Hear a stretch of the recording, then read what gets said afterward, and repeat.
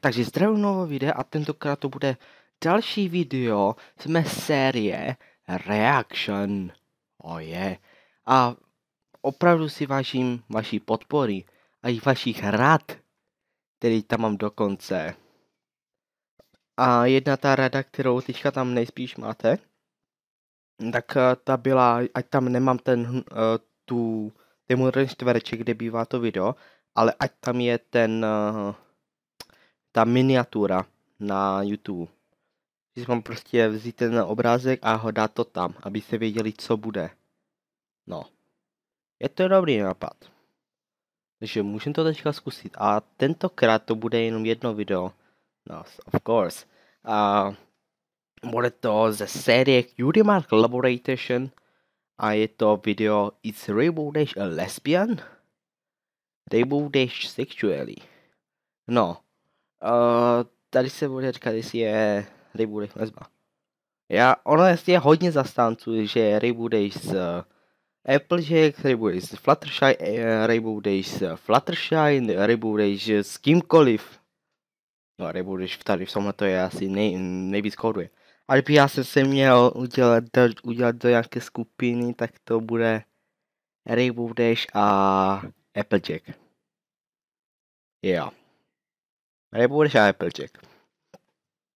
Protože když si zadáte do vyhledávače YouTube Rainbow Dash and Applejack, tak je tolik source filmmakerových a i PMV animationů, jak to dělají prostě. No, to tam si nechci mluvit. Potom pokud dáte do stránky Rainbow Dash and Applejack, tak vám to najde, jak se to zaví, ale to musím rychle střihnout. Ale kdyby jsem se měl být zastánce u nějaké té skupiny, tak to je Rainbow Dash a Applejack, jo, to je jedna věc. A druhá věc je, jdem se na to podívat. Okay, let's test the shit. Rainbow association, tomboyish attitude, and masculine voice? It's no surprise that the fandom sees fit to believe Rainbow Dash is a lesbian, practically being a walking stereotype as is. But the problem with that is, aside from said stereotypes, there isn't any evidence as to her sexuality. Or is there? We're here to take that challenge and see if Rainbow really wants the D or the V. Toto intro, tak to se mi hodně líbí, ale moc. Jo, a ještě jsem nepomněl říct, tyhle videa budou v angličtině, jenom můj komentář bude český, jinak to bude komplet anglický, jo, takže sorry. Now, finding out the sexuality of a fictional character is no easy task. You can't just ask them for obvious reasons. A zase Applejack a Rainbow Dash. Same-sex romance is almost unheard of outside of Equestria Girls, so we don't even get any blatant hints dropped. So in order to determine which way Rainbow's cloud floats, we're going to need to find subtle evidence pointing towards any of 4 possible options and compare them. Heterosexuality, homosexuality, bi or pansexuality, and asexuality. Or in layman's terms, she likes guys, she likes girls, she likes both, or she likes neither. Let's start by talking about names, and yes, I know where I'm going with this. I'm going to blow your mind with 3 words. Wing boners are canon. Or is that 4 words? Either way, listen up and I'll explain this seemingly mad and unsupported phrase. We see throughout the series that when startled or overly happy or anything else of the sort, má pravdu, Pegasus se dají nejvíc rozlišit, protože mají ty křídla, když je něco. No, tak prostě dostal tak ty křídla, že to je... Ty vole, tohoto video ani nemůžu vydat za chvíli. Ty se kvůli pokračovat.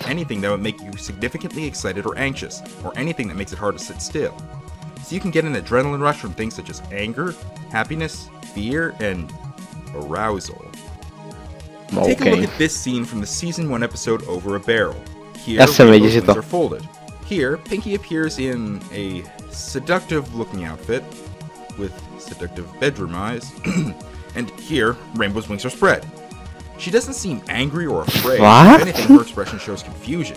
And yes, seeing your normally childlike friend suddenly looking ready to ditch her job as a baker to become a prostitute would likely scare you, but not in the sense of startling you enough to trigger an adrenaline rush.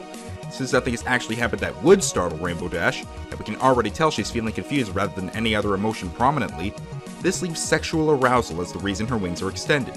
So this evidence points to mares, either specifically or as well as stallions. But it doesn't stack up. That moment aside, we have never seen Rainbow express interest in other females, whether directly or subconsciously through being turned on. Yes, she tends to not have much sense of personal space and will often get involved with hugs, but that's more her excited personality than anything else. And if we were to include lack of sense of personal space as a point toward homosexuality, that'd probably automatically make Pinkie Pie a lesbian, and that's something I don't ever want to try figuring out. Now, yes, it's true that a lack of evidence does not instantly make something untrue, only not definitely true. There isn't any evidence that directly points towards a Rainbow Dash. However, there is some evidence pointing to her not being a lesbian. See this scene from Super Speedy Side of Squeezy 6000. Rainbow pulls the covers off of Fluttershy, who covers up in embarrassment. While we, the audience, can't see a pony's private parts due to limited animation, and this being a children's show, they have to exist. Fluttershy is sitting in a position that nether regions will be completely visible to Rainbow Dash, hence why she covers herself. Rainbow Dash, however, does not react whatsoever to this. Yet, if she was lesbian or even bisexual, she'd at least be surprised, if not blushing and having her wings stiffened to the point of before anyone says that she was more focused on the cider, that's not how the body works. Your mind does not control your arousal. If a guy is focused on getting to a Tim Hortons or Starbucks or something, and he looks at sign and sees naked girl, even if he's super determined to get to that place, he's going to have some physical reaction. So Rainbow Dash is very unlikely to actually be a lesbian, since she was completely unaffected by a view that many a straight man or gay girl would pay their life savings to see. She also has no reaction to any extremely close contact with other females, simply either being annoyed or happy with no signs of arousal. There are more examples of her not being a lesbian than there are of her actually being one. And since there's no way to find a definite, 100% true answer due to the lack of Rainbow Dash romance in canon, this is the closest we're gonna get. Rainbow Dash is either straight or asexual. With one exception. It might not stack up against Rainbow is not gay, but the wing boner incident does hold its own in the grand scheme of things. You can't just toss away evidence you know is important just because there's more important evidence to the contrary, you work it in. There are, believe it or not, some people out there who swing one way, but are still romantically interested in someone who's the opposite gender of the way they swing. Some straight guys can like other guys, and some gay guys can like girls, for example.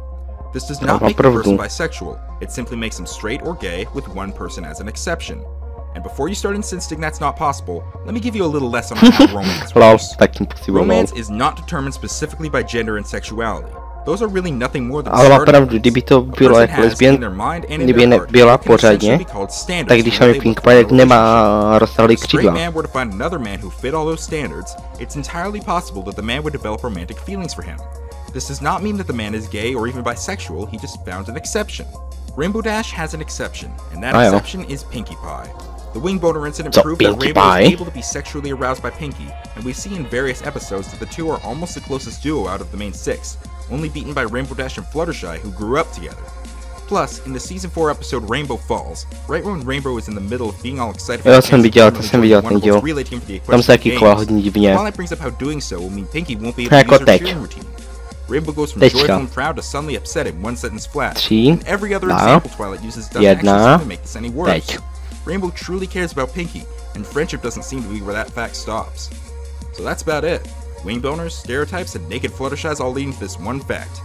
Rainbow Dash is either straight or asexual, which one of them it is literally cannot be proven due to the lack of main six romance, with Pinkie Pie as the only exception, being the only mare and possibly the only pony at all to leave Dashy aroused. So, sorry to all you fanfic writers, but the mare who launched 1,000 ships just had about 80% of them sunk by pure logic.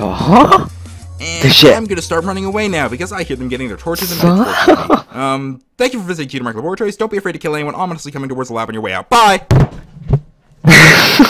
Ten konec. Oh my god, lol. Takže konec.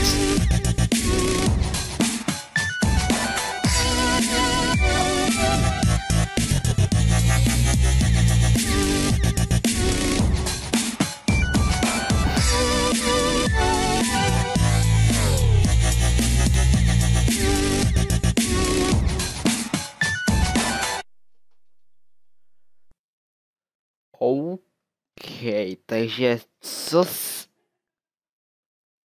ale jak? Tam nebyla vůbec žádná zmínka o Applejack? Ale furt jenom Pinkie Pie. Shit. Co?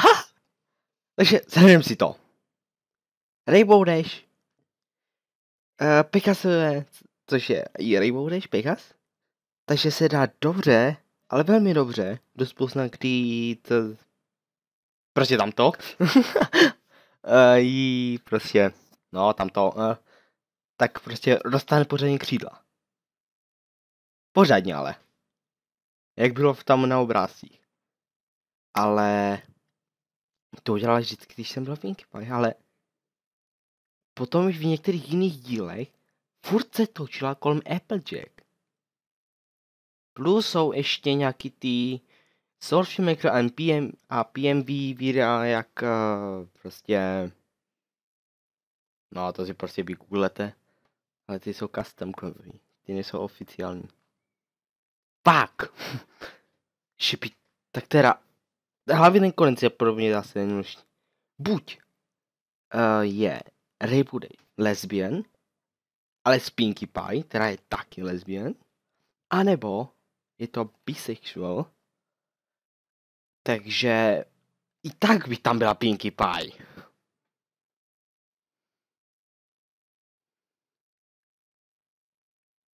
Tady tyhle ty videa jsou tak dobrý, až vždycky, když se na nějaký dokoukám, tak jsem půl hodinu o tom přemýšlím, co? What? Jak? A takhle, jo. Jo, tady toto video, tak to bude hardcore. Takže... Jo, já to radši už ukončím. Jo, tak já to teda ukončím. Takže jestli se dosledoval sem, tak díky a jinak to by bylo ode mě všechno. Takže nezapomeň dát like, anebo dislike, ale když máš dislike, nezapomeň napsat do komentářů, co mám zlepšit, aby si na dislike už nemusel dávat. Jinak mi můžete posílat různý mindpony videa nebo cokoliv na, no můžete to psat tady do komentářů, nebo mi to psat na e-mail, který máte na mém kanále v informacích. Jo, nebudu to do popisku, protože why the fuck not? Jinak mě nezapomeňte sledovat na mé facebookové stránce, na mém DeviantArtu, Asku a nově teďka pro vás, no tam to bylo nově, ale to budu říkat nově, mě můžete přidat na mém Steamu, kde si můžeme když něco zahrát, hej, proč sakra ne? Jo, takže to by bylo ode mě všechno, uvidíme se někde jinde, ale to do té doby, čus, příště bude něco s cheaterem, čus.